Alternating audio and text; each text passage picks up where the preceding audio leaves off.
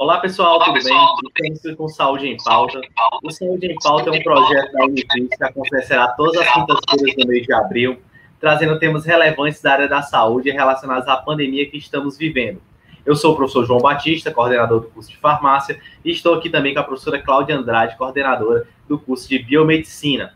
Hoje nós temos o prazer de receber o Dr. Claudevan Freire. O Dr. Claudevan Freire é farmacêutico formado pela Universidade Federal do Ceará e atualmente é farmacêutico clínico do Hospital São José de Doenças Infecciosas. No tema de hoje, nós vamos discutir sobre os riscos da automedicação.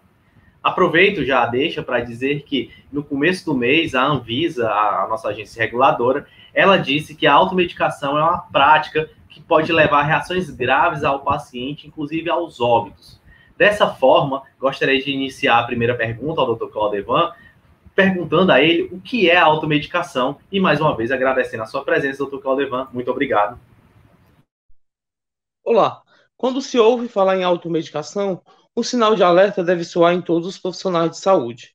A automedicação é uma prática em que uma pessoa ela toma medicamentos sem orientação de um médico, de um dentista ou de um farmacêutico. Além disso, essa pessoa ela não tem um acompanhamento adequado. Então, gera-se complicações que devem ser evitadas e identificadas à medida do possível que for sendo feito essas possíveis intervenções, né? E estamos aqui para falar sobre alguns fatores que levam a essa automedicação, os seus riscos, e tirar também alguns tabus em que eles podem surgir. Doutor Claudevan, bom dia. A automedicação, ela pode ser segura? Sim, a automedicação ela pode ser segura desde que a pessoa conheça o medicamento, desde que a pessoa conheça realmente o que ela vem sentindo, né, a sua patologia, e com que frequência que isso vem acontecendo, tá? Então, a Organização Mundial da Saúde, ela até aconselha que haja essa automedicação, mas de uma forma coerente, uma forma controlada, certo? A partir do momento que esses sinais de alertas eles ficam mais significantes, é necessário, sim, a procura de um médico, de um especialista, para que seja tirada essas dúvidas e assim com que a pessoa ela não tenha problema de saúde devido a esses fatos. Bom, doutor Claudevan, no caso, na questão dos medicamentos, né? Quais são os medicamentos mais consumidos nessa prática? Há estudos que comprovam a utilização de vários medicamentos. Um estudo recente, publicado pela uma universidade, avaliou a utilização de medicamentos em estudantes da área da saúde. E com isso viu-se que mulheres, por exemplo, eram as pessoas que mais fazem utilização da automedicação. Os medicamentos mais utilizados são os anti-inflamatórios, os analgésicos, os antitérmicos e até algumas vitaminas. A associação meio que disturpada com relação ao que é medicação e ao que é um suplemento, por exemplo. Vitaminas estas que, nesse período de pandemia, houve um aumento do consumo e no número de vendas em torno de 180%. Então, as pessoas, elas realmente, e aí a gente faz o questionamento, as pessoas realmente elas estavam em busca de uma suplementação ou estavam em busca de um medicamento para essa utilização? É algo preocupante que deve ser alerta para nós, profissionais de saúde, e que fica essa preocupação enquanto a utilização desses medicamentos. E o senhor disse agora a respeito das vitaminas, né? Mas além das vitaminas, a Covid-19, o coronavírus, ele aumentou a frequência de quais outros medicamentos se aumentou? Com o advento da Covid, a gente teve um grande surgimento da pandemia, né, em janeiro de 2020, e com isso houve uma sequela de problemas para a saúde pública, né? Por exemplo, os hospitais que já estavam saturados devido à falta e à carência da assistência ficaram ainda com problemas bem maiores. A população que ultimamente vem sofrendo com as fake news, com a infodemia, não é? Que é a utilização da internet para aquelas pessoas que não têm um senso crítico ou que não têm uma alfabetização política, alfabetização digital, como dizemos. Então, essas pessoas, elas sofrem muita influência, principalmente de representantes mundiais, enfim, de diversas fontes. Essas pessoas, elas são informadas a utilizar determinados medicamentos com o objetivo de prevenir ou o objetivo de curar algumas dessas patologias. Então, aí nós estamos diante de um outro problema, que é chamado de medicalização, ou seja, para todo problema de saúde, há um determinado medicamento. O Conselho Federal de Farmácia fez uma pesquisa em que verificou-se que 77% da população brasileira, em 2019, fazia uso de algum tipo de medicamento. Muito preocupante. Esse quantitativo de pessoas ele vem aumentando com o advento da pandemia e a utilização de outros medicamentos ocorreu diversos problemas de saúde, como foi o caso recente da utilização de ivermectina por um paciente. Ou seja, a pessoa é orientada a procurar um determinado medicamento para prevenir ou para curar uma doença, que no caso a COVID, e deve fazer a utilização de uma dose alta, porque há estudos preliminares que verificaram, por exemplo, que a ivermectina ela tem uma ação sobre o vírus, mas com uma dose muito alta, dose essa que se torna letal. Né? Então, a pessoa ela desenvolveu problema de saúde, desenvolveu uma hepatotoxicidade e está sujeita a um transplante de fígado, por exemplo. Um problema muito sério que acarreta com isso também é essa utilização inadequada da população, que gerou-se por um desespero até, essa recorrência nas farmácias pela utilização de medicamentos como a hidroxicloroquina, utilizada para o tratamento do lúpus, como a própria ivermectina e o albendazol, e também essas vitaminas, outras vitaminas, e a azitromicina, que é um antibiótico. Com isso, a gente tem problemas esses que podem ser gerados com essa utilização inadequada. Né? Problemas com a automedicação, nós podemos citar 4, que é a intoxicação, as interações medicamentosas, a resistência aos antimicrobianos, quando a gente fala do consumo de antimicrobianos, e a tolerância. Então, é uma série de fatores que propiciam o não aconselhamento da automedicação de uma forma não correta, ok? Além disso, uma vez que há o consumo desses medicamentos, né, a gente deixa de propiciar com que pessoas que realmente necessitam do medicamento façam a utilização destes, né, tornando-se, assim, um fator ainda mais agravante para a saúde. Falta de medicamentos a nível ambulatorial, falta de medicamentos a nível hospitalar. Bom, doutor Claudio, e como é que nós podemos estimular uma redução dessa automedicação na sociedade, né?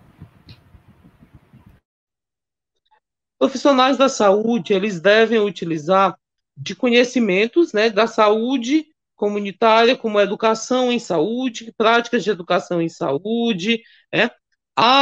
Os órgãos governamentais, eles têm que intensificar a fiscalização para coibir a prática de venda de medicamentos. Por exemplo, a gente sabe que há venda de medicamento no mercado negro, em farmácias clandestinas, a gente sabe que tem medicamentos também sendo vendidos em feiras, em mercearias, e tudo isso são fatores que propiciam a automedicação, a utilização inadequada desses medicamentos. E uma das formas mais interessantes que houve nas farmácias foi, por exemplo, a utilização da prescrição médica para a venda de antimicrobianos. Então, uma vez que há essas barreiras, a gente consegue reduzir muito a utilização inadequada. Então, prescrição médica para a venda de antimicrobianos e antipsicóticos, psicotrópicos, como forma geral, a dificuldade do acesso desses medicamentos também é outro fator. É muito fácil você passar em uma farmácia e pegar ali uma dipirona, um paracetamol, né, e um anti-inflamatório que gera vários problemas se for utilizado de uma forma inadequada.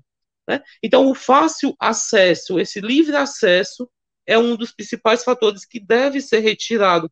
Ou seja, a gente tem que ter estratégias para que, uma vez vendo-se um cliente ou um paciente fazendo a utilização dessa prática de pegar o medicamento e colocar na sua cestinha, haver uma abordagem de um profissional. E o farmacêutico, ele é uma das figuras assim, mais importantes durante esse processo, porque é na farmácia um dos principais locais onde a população, de forma geral, procura uma assistência.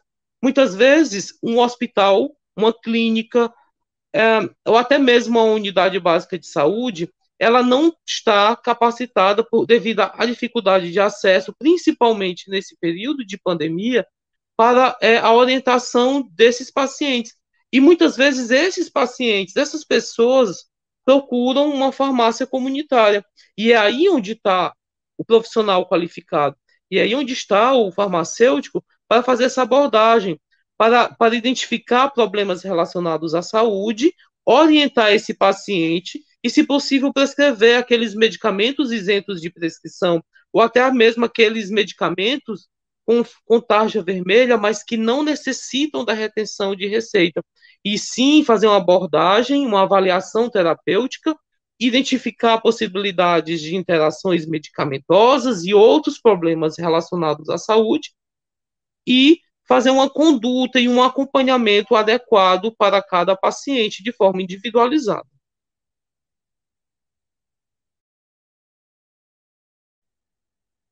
É muito importante as suas explicações sobre a importância dos profissionais da saúde, em especial o farmacêutico, especialmente nesse período em que estamos vivendo, né? Que as pessoas elas estão muito mais atentas às redes sociais do que efetivamente à informação de um profissional, né? Sim, o profissional farmacêutico, ele deve destacar-se do período em que ele está em exercício nessas farmácias, para que a utilização de práticas clínicas que vem ocorrendo em muitas farmácias, com a utilização de farmacêuticos e verificação de pressão, controle da glicemia, controle da colesterolemia. Então, todas essas práticas, elas são importantes para identificar possíveis sinais de problemas de um paciente ou a avaliação da adesão de um tratamento, né? Pessoas estas, muitas vezes, principalmente nesse período em que nós temos associados tanto a problemas físicos da própria Covid, elevou-se ainda mais os fatores mentais, problemas de saúde mental. E o consumo de medicamentos, ele vem sendo elevado. Né? A gente verifica isso nas pesquisas. Então, é importante essa conversa, esse diálogo do profissional farmacêutico, juntamente com os pacientes, para identificar esses problemas e fazer as possíveis orientações e possíveis intervenções. Bom, doutor Cláudio, então, como uma última pergunta, né, gostaria de fazer, se nós pudéssemos ranquear, né, o perfil de consumo, essa questão da automedicação da sociedade brasileira, com países vizinhos como os nossos, como Argentina, Chile, ou até mesmo países da América do Norte, quão grave é essa automedicação dentro da sociedade brasileira? E aproveitar o link, né, com relação a essa questão do ranqueamento da automedicação, e também ver a questão dos acadêmicos do curso de farmácia, né? Quão importante essa questão do aluno saber a importância de trabalhar exatamente essa questão da automedicação, né, com a população. O Brasil ainda torna-se um dos maiores consumidores de medicamentos, né? Fatores estes relativos a uma cultura do consumo de medicamentos. Nós temos desde os nossos parentes que fazem utilização de chás e outros medicamentos para problemas de saúde mais simples, E, além disso, nos últimos tempos, a gente sofre uma alta carga de informação da internet, né? Diversos fatores e problemas relacionados à saúde é buscado na internet. Então, e isso associado a fatores culturais, a fatores políticos, muitas vezes, as pessoas elas procuram fazer utilização da automedicação e eleva o Brasil a uma posição muito equiparada a outros países, como, por exemplo, os Estados Unidos, que faz uso de automedicação, mas de uma forma mais consciente. A população já é mais educada a fazer a automedicação e a população ela conhece os riscos, diferentemente de muitas pessoas que faz uso dessa automedicação, mas que desconhece quais são os fatores e os riscos que a automedicação ela pode proporcionar. Então, comparando-se, ainda ela é muito elevada. Em 2019, 77% da população brasileira fazia automedicação. Em 2020 e 2021, esse valor ele aumentou para mais de 81%. Fator estes devido a problemas físicos da Covid-19 e devido a problemas psicológicos. Então, como uma forma de barreira, uma forma de auxílio para os acadêmicos do curso de farmácia, para os estudantes de uma forma geral, o que a gente recomenda?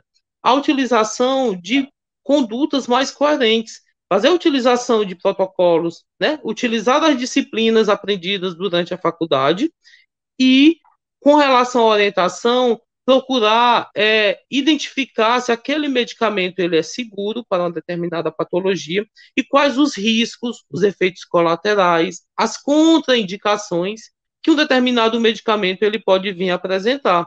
Tá? Então, e aí nós temos diversas ferramentas para utilização. Com o advento da internet, dos smartphones, nós temos hoje aplicativos que fornecem a utilização de identificação do consumo adequado do medicamento, informações relativas a um determinado medicamento, interações medicamentosas, né, e como na internet como um todo, a gente tem acesso às bulas, então fica mais fácil de eu identificar o que consumir, quando consumir, e se está consumindo de uma forma correta. Além disso, uma pessoa, quando for procurar um medicamento numa farmácia, ela deve procurar o farmacêutico para tirar dúvidas com relação à utilização desse medicamento, se aquele medicamento é seguro, o tempo de tratamento, e identificar, assim, possíveis causas e problemas relacionados à medicação. Com isso, a gente evita essa prática da automedicação, tornando-se, assim, um tratamento mais seguro, mais adequado e compatível com a determinada doença. Bom, então eu gostaria de agradecer a presença do Dr. Claudio Evan Freire pela sua contribuição com esse nosso tema sobre automedicação. Gostaria também de agradecer a presença da professora Cláudia Andrade pela participação também no nosso Saúde em Pauta.